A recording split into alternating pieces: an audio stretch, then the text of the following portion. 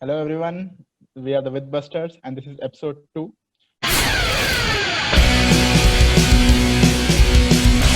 I am Utkarsh and I am joined by my friends Tarin Bansal and Aman Narang. Hey guys, Hi guys, how are you? So Tarin, do you know why we are recording? What is this episode all about? no, what is it about? So the entire purpose of this episode is to identify why Aman is not able to get married. What is one factor that is stopping him from getting married? Aman, do you have any idea of what Yeah, that is? I have been searching for that for a long, long time, but Uh-huh. Searching for what I don't have any answers. or whom? I'll tell you. I was hoping my two good friends may help me find some. But we have been utterly unsuccessful in that. I'll tell you what will help you. So why don't you buy a house, bro? Very big house in a posh city. Say Gurgaon, get a big house and start living your dream life there. How will that help him get Yeah, married? So that's an aspirational house, right? You get a big fixed asset. You have something to your name, right? Something to pass on to the next so generation. Build an amazing family. that sounds like And a good idea. I don't think so. It's a very good idea. You guys think buying a house is a good idea?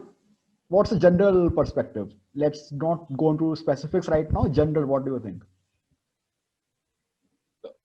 personally, for me, what I think is that say buying a house does help you in long run. For example, say uh, I had a very different experiences with my landlords. They have been a conflict. One of my Hmm. landlords was very good when I was living in Gurgaon, and as well, my second landlord turned out to be kind of jerk. Hmm. So he charged us for random things apart from rent. When we vacated the house, he asked us to pay a lot of money in exchange of the security deposit, and then don't get me started on security deposit, right? You have to give up a lot of money on that. So Yeah. in that essence, he made me think that buying a house can be a better experience than dealing with coin flip landlords, right? So Hmm. that was my perspective of going in with a discussion about buying a house. Right, right. Aman? Yeah, I mean, so buying a house personally because that is something which, you uh, everyone of our parents' generation, that they used to, that was one of their like aspiration, their dreams, like, we Hmm. should own a house for ourselves. We should have a roof on our head, which, we can call it our own. Hmm. And that view has been popularized, in the media as well. So when, since childhood, I also, had such a thought that, probably down the line, Since childhood? uh, well, yeah, since I had an idea about Hmm. uh, certain things, financial investments, Hmm. that maybe one day down the line I could probably, invest and own a house for myself. But Hmm. I did not, actually go deep into the financial aspect of it. I did Hmm. that was more of an aspirational thing for me. Hmm. But I had not gone into a deeper financial aspect of it. So yeah, that was as far as it for me, like why I wanted to own a house. I But think that that's was a not, reason yeah, that pretty much everybody has as their major reason. Even in US, home ownership is like the big American dream. Yes. Uh, so in India also we have been, I'm sure everybody, each of us have heard in their homes, by their parents or relatives that you should have a house, you should have your own property. yeah, But And not yeah. just I mean, right, but yeah, I go yeah, think yeah. ahead. Continue. there's also the financial aspect is actually a very big aspect of it because it's a very And expensive thing to purchase, and which is what worries me. I mean, it should not be as simple a decision as going behind your aspirations to own a house, so you go ahead and buy a house. There should be more what thought I put wanted to into it. add here Hmm. Yeah. was the fact that not just our previous generation, right? Not just our Hmm. parents, a Hmm. lot of our friends, a lot of people in our Right. same age group Yeah. have also gone ahead and invested in their savings or their first salary towards buying a house. Like Right. they always say, right, it's better to start early so that in the later Right. time you have Yeah. less pressure of the Yeah. of mortgage, since that doesn't Right. increase Yeah, I over know. time. Yeah. I mean, personally, know like people, almost my age, my colleagues, who went and purchased, who got a loan, and then purchased a house at a very young age, even before they got married. Mm. Yeah. So that is something which is not only from a parent generation, but even a current generation But that is aren't you very much guys, into. so like, tell me one thing. So let's say somebody at our age goes ahead and buys a house on EMI. Would you not be scared of getting stuck for the next 20, 30 years paying EMIs? Isn't it like a bond that you are getting into, where you cannot get out of it for the next 20 years? There's no, you don't, you lose the freedom basically. You need to have steady cash flows for the next 20, 30 years just to ensure you are paying your EMIs. Isn't that, don't you guys find that a burden? So, Aman, would you like to take it or should I? Just your Yeah, opinion. you can Like, continue. Yeah. I would So, find it a burden personally. What is your thoughts? so I have three main points on this exact topic, Hmm. that is point that you said. Hmm. The first thing is that it inculcates a habit of putting aside some money for savings, right? It's kind of like a foundation. Like for example, say if I'm giving EMI of 40,000 per month, then Hmm. that's something that I'm putting into towards building an asset, Hmm. regardless of whatever happens, right? That's an Hmm. obligation. I'll budget my expenditures, my savings apart from that for Hmm. anything. And that builds a good habit in a long run. Right. Second thing is the tax breaks that you get over that. So for every EMI payment, you get tax break, and considering that they don't increase over time. So, for example, say if you are living in a rented house, right? For comparing that, your rent inevitably will increase by 10% on average, uh, year after year, but EMI payments remain static. So that's why it's encouraged to buy early, so No, that your EMI EMI payments. payments, I have one small, I think, kind of a correct. That EMI part staying constant, the rate of interest is floating always. It's never fixed.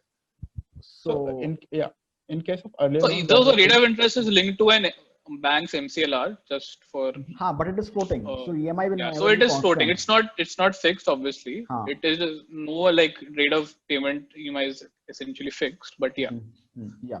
so that's Huh. what I was You were getting saying, at, Utkarsh. that there is a lot of savings on that part where you can make, as well as Hmm. you have a habit of saving. And then at the end of the day, after spending say 20 years, you have built an asset to your name, as comparing it to rent, where uh, granted that it might be lower. For example, say if you are comparing, going on the same example of NCR, a house that has an EMI of 40,000 might have rent of only 15,000, right?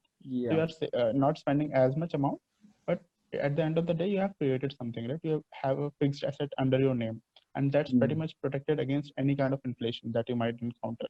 That the value won't go down in case, say, currency value depreciates or the market crashes. They are considered more stable investments because they are resistant to most of the economic factors that might happen around them. Yeah, most fixed assets like houses or gold also provide a good hedge Yeah. against inflation. So they may or may not give you excess returns, but at least over a long term, they will make up for the inflation losses at least. yeah. But they could like in real estate. There have been some shocks where their prices have fallen down. Yeah, Uh, so there in the long term, yeah, you're right. In the long term, probably that will even out. But there have been some shocks. so The using that point or to building more on that, that is one of the points that I don't like about real estate, is that there is no way to accurately value a piece of real estate. Like for example, if you're buying a stock, you can value a stock. You can use something. You can use discounted cash flow. You can use Hmm. some kind of a mathematical model and come up with a value. The value of a house, on the other hand, depends purely on demand and supply. There is Mhm. no logic behind whether a 50 lakh house is cheap or expensive. It could be 40 lakhs tomorrow, it could be 60 lakhs tomorrow, but you will never be able to find out a fair value. Yeah. Which is one thing which I don't like, because I do not know what kind of returns I should expect because I do not know the money which I'm putting in, whether it is its fair value or not. The fair value of a house is determined only by how much more does somebody else want this house than I do. I Or believe that's a uh, Mhm. yeah, That's a yeah, bit unfair assessment on that, because there are a lot of professional appraisers who would appraise your house for your fair value. And there is a So I concept, will. for So example, yeah, yeah, yeah. You. go ahead. So the appraisers part that you gave. So Mhm. there are obviously professional valuation valuers that you valued a property. But personally, from my experience working in a bank, where we obviously give loans to real estate clients, who obviously give those houses as a mortgage, so we need to separately evaluate that. In many of the cases that I have seen or we have observed is that the valuation that on paper professionally comes is much lower than what actually you get when you actually go and sell it in the market. So the professional valuation that you said, even that is Mhm. not a very reliable metric. So, correct me if I'm wrong, but when you are say you are saying when you sell the house, right? That happens when a person defaults on their home loans, right? Yeah. So I believe there is a margin of safety that's also inbuilt. For example, you would only give loan to the person of only 90% of the amount. You don't give him against 100% of the value of the Yeah, house. but even considering that margin of safety, I have seen the value on paper being shown like 4 or 5 times higher than what the actual resale value of that property is. So even And considering that margin, that is very much inflated.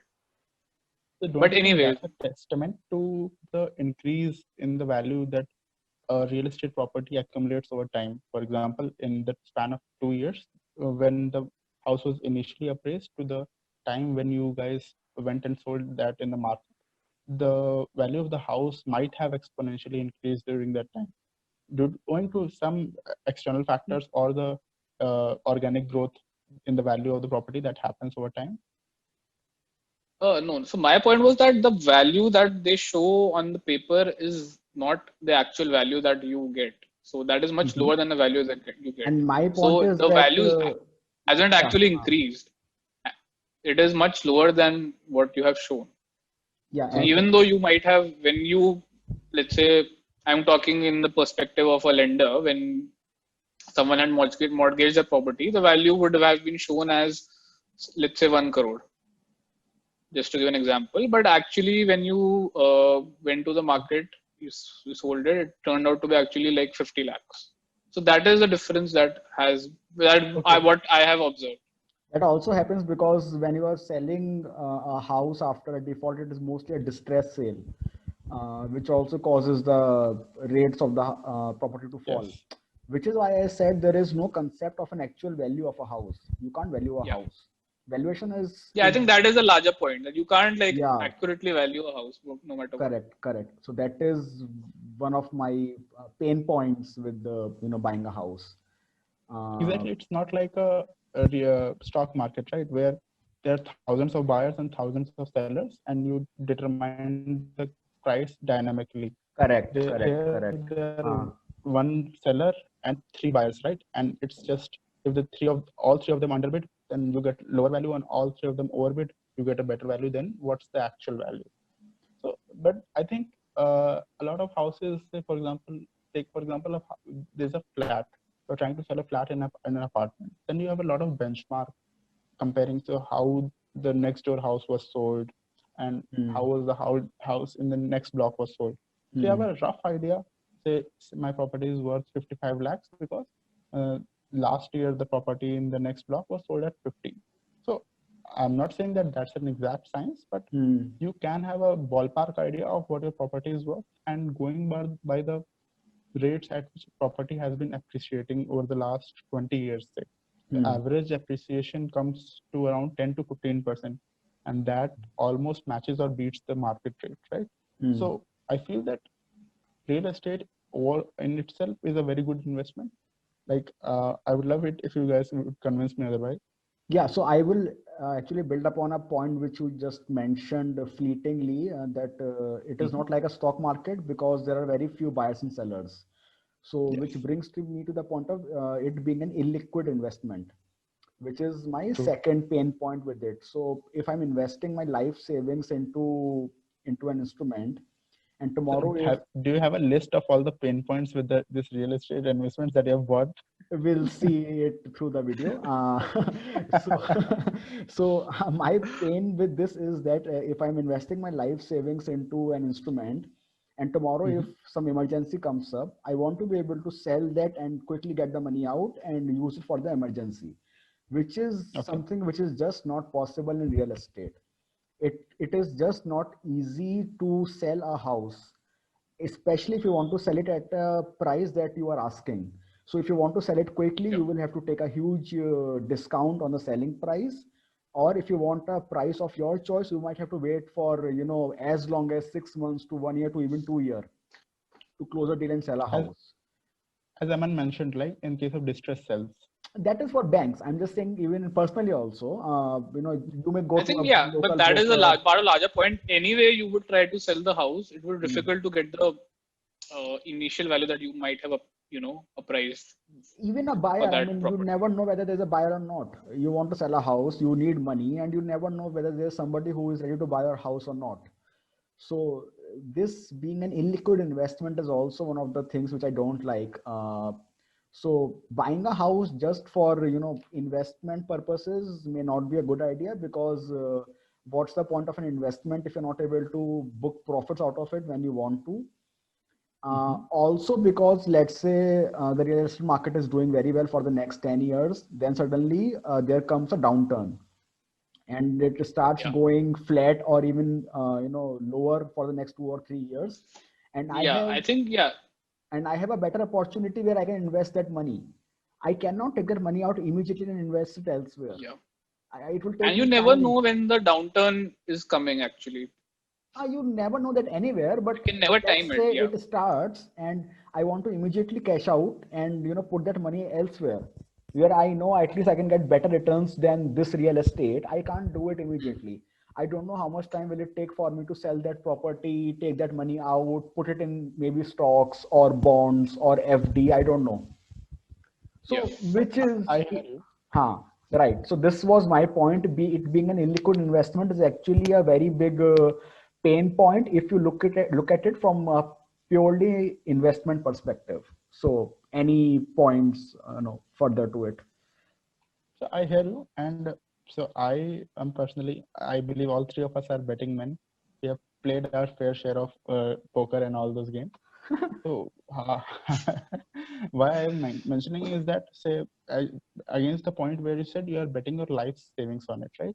So if that's the case, yes, illiquidity might be a bit difficult, right? Because say if there is an emergency, say medical or otherwise, where you Yeah. need to withdraw large amount of money and you can't Hmm. do it. Hmm. But when you think about it in terms of an investment, for Hmm. example, say as an investor, I would like to park some of my funds in my long-term investments and some of them in short-term. For example, in something like Reliance, I'll keep investing money and I'm never thinking about taking it out. Yeah. And some other short stocks which are faster moving, where I would like to book profits, I would invest the funds that I have set aside for my short-term investments. So why do you not compare it to something like investing in Reliance? So every month that EMI that goes towards building your house, getting that asset, acquiring that portion of that asset, I compared that to investing in Reliance, and that 40,000 is giving you as much return as any blue chip stock would give you, right? By blue chip stock, I mean the big companies that are most solid in the market.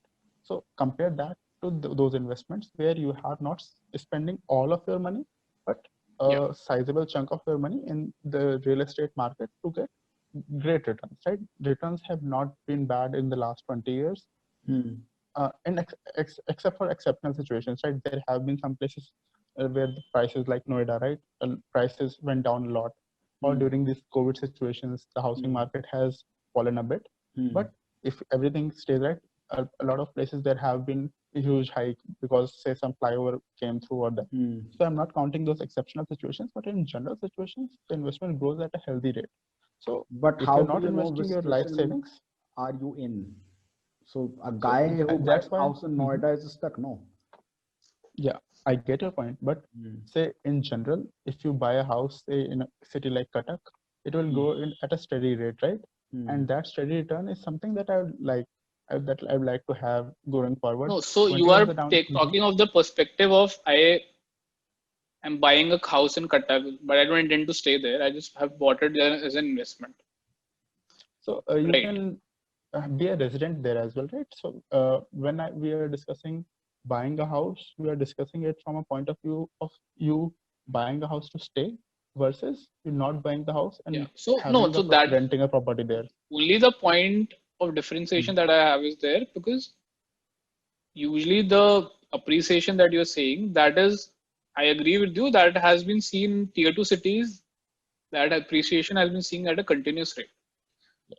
That's why I But mentioned in like Kotak. in metro cities like I have the data of Delhi where the market grew from 10 to 15 at around almost 15%.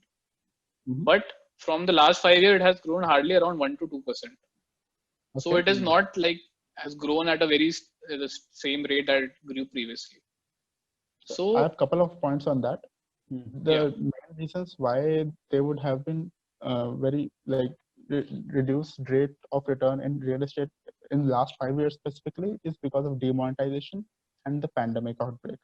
These two factors have I think affected the. pandemic has Mhm, not like I think this data is pre-pandemic. I'm talking about pandemic mhm. might have affected it more, but pandemic is still a very recent phenomena Yeah.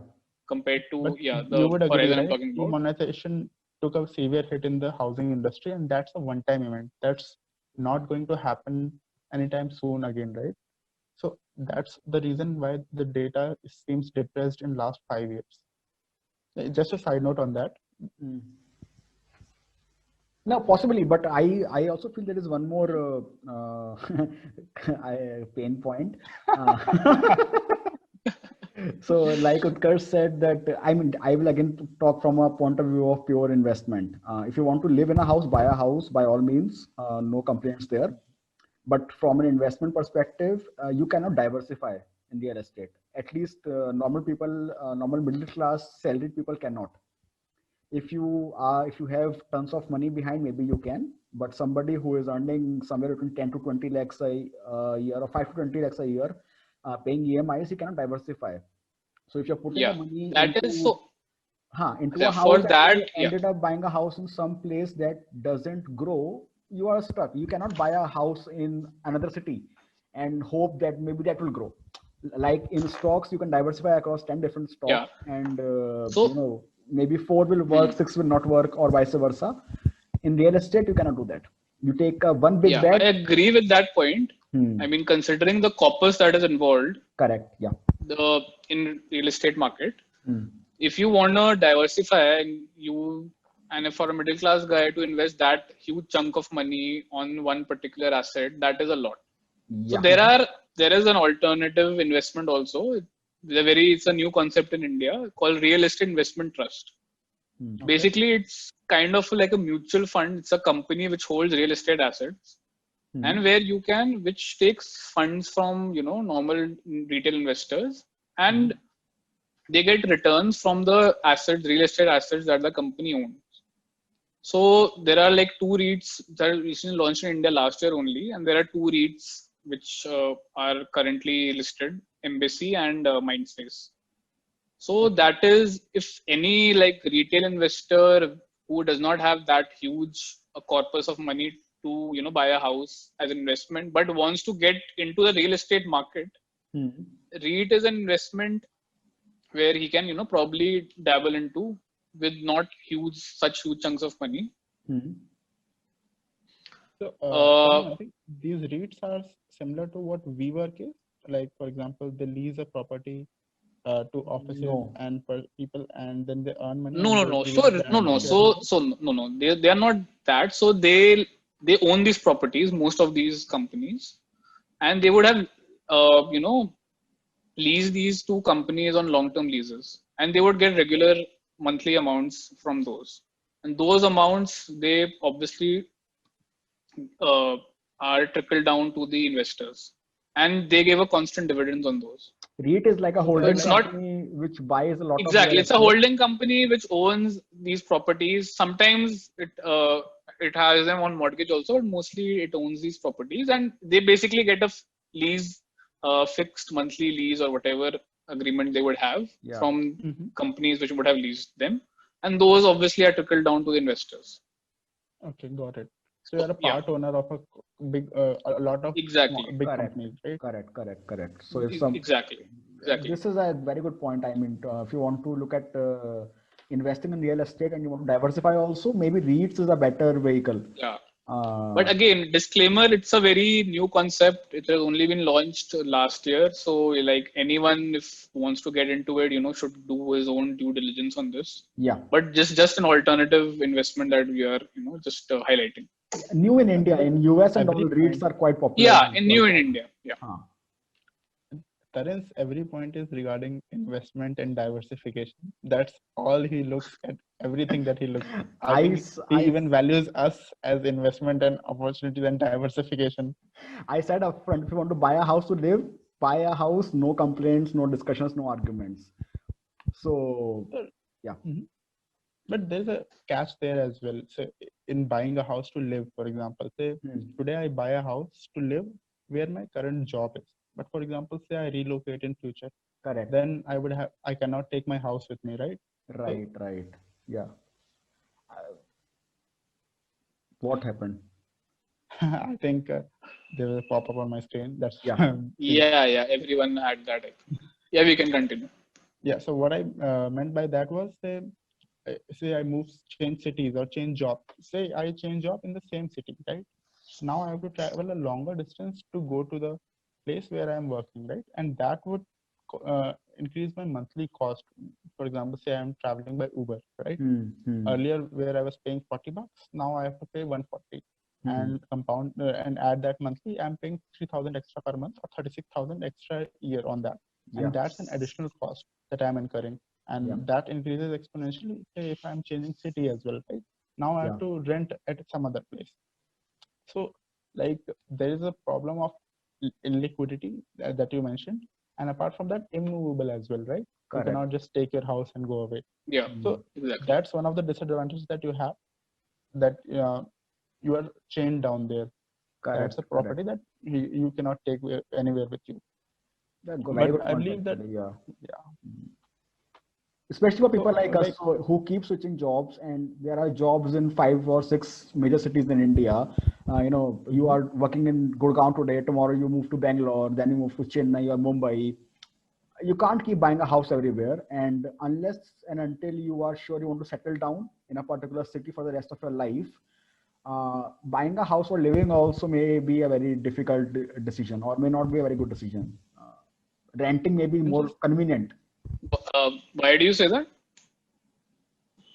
Like you mentioned, right? Let's say if I plan to settle down, if I've decided that I'm going to move from a city, then it's fine. So even then, Aman, for example, say you decide to settle down in Gurgaon, and your office is in Cyber Hub.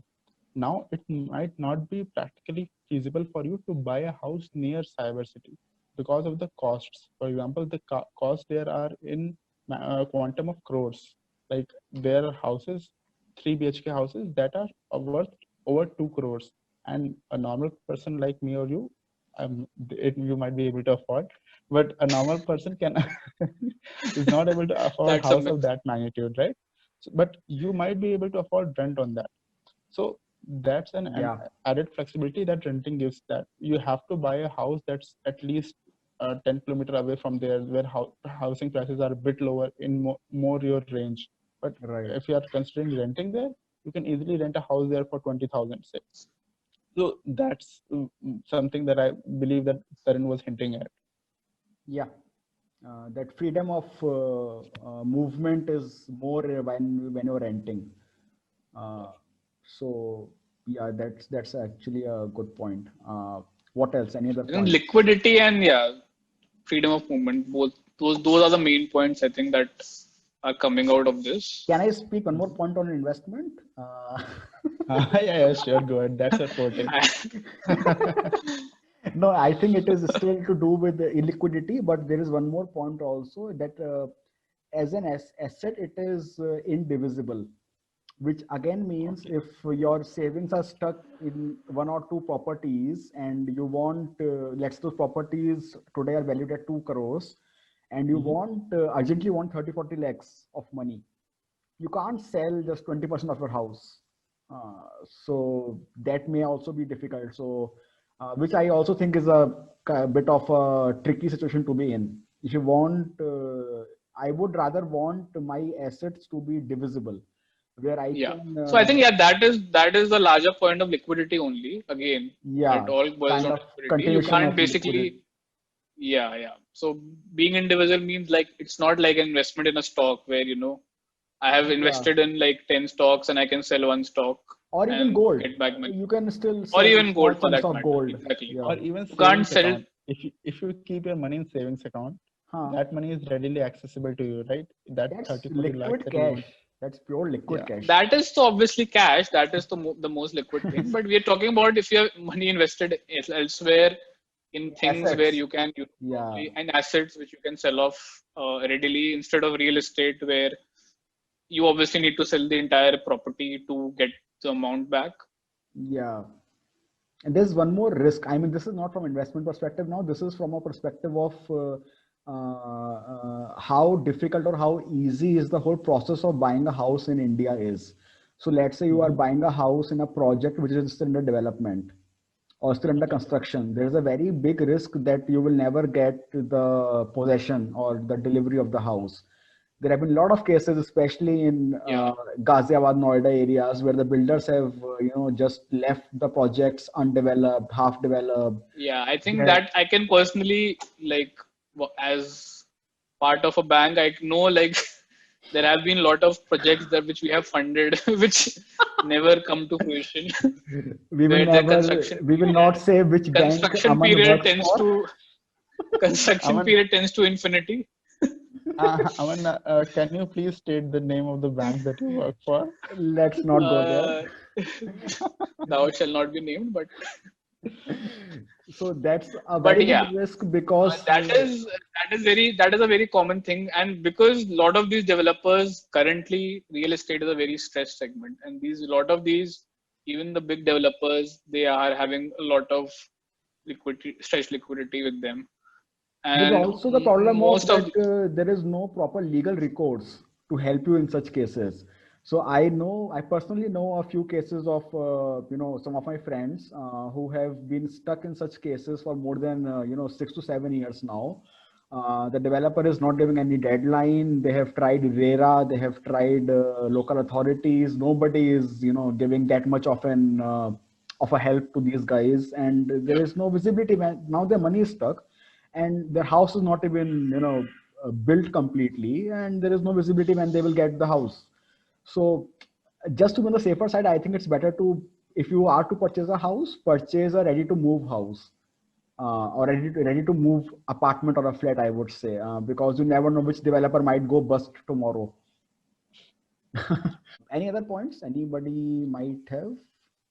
So, like on this point that I was mentioning, there's a just tangent on that. Hmm. That when you are renting a house, then there is a very limited option of deciding like what I want my house to look like. When I was mentioning the refurbishing costs of the house, then you can choose what your house should look like, right? If it's a Hmm. place like if it's a place that you want to live in, you can decide that I want this kind of kitchen, I want this kind of bedroom, this kind of paints. You can change Hmm. the house as you want. You don't have to make any compromises, right? Hmm. Like, and when you are renting, then you have to go with what the landlord decided. So that's just a look and feel kind of issue that I was getting into. That's an added Yeah, benefit just of talking about having a, one other aspect of like one drawback of renting a house that yes. yeah, that is, I think that comes to the aspirational thing, like, when you people wanting to own a house, wanting to, design it in their own way, But which, then yeah, in which I agree is a renting, drawback, but in rent, because you are very limited in scope in what you can do when you rent a house. You can obviously buy your own furniture, you can do move things here and there, but ultimately the layout, it's not, you can't change that layout.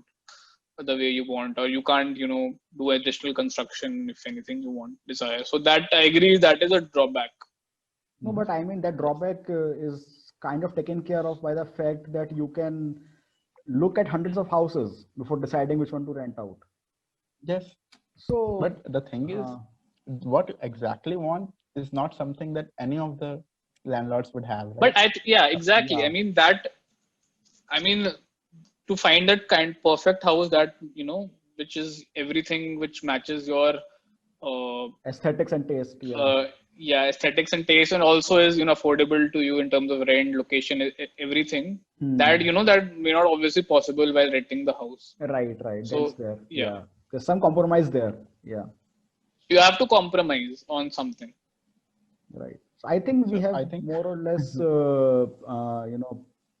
properly discussed this topic. Unless any of us has any other points to add to real estate, buying versus renting versus investment or anything else, I would think let's not conclude this. Let's not come to a conclusion whether it is bad or good.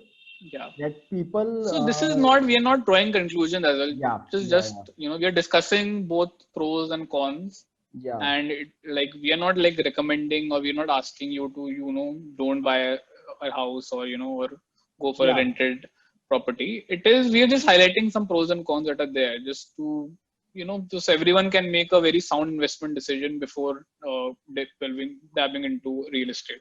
We just hope that some of the points we discussed it would be useful if some of those points are new to people. If something that they had not thought of, but we discussed in this podcast, it would help them make more informed decisions. Exactly. So I believe that we have established the fact that if you are just looking for an investment purpose, buying a house is not the answer to that. I believe that's something that we are all aligned on. But if you are you're not investing, you're not going all in, right? If you're not investing everything that if you have liquidity constraints, I think that is if you have liquidity constraints and you're looking at real estate as an investment, I think that is probably not the right thing to go to. I think probably we are mostly clear on.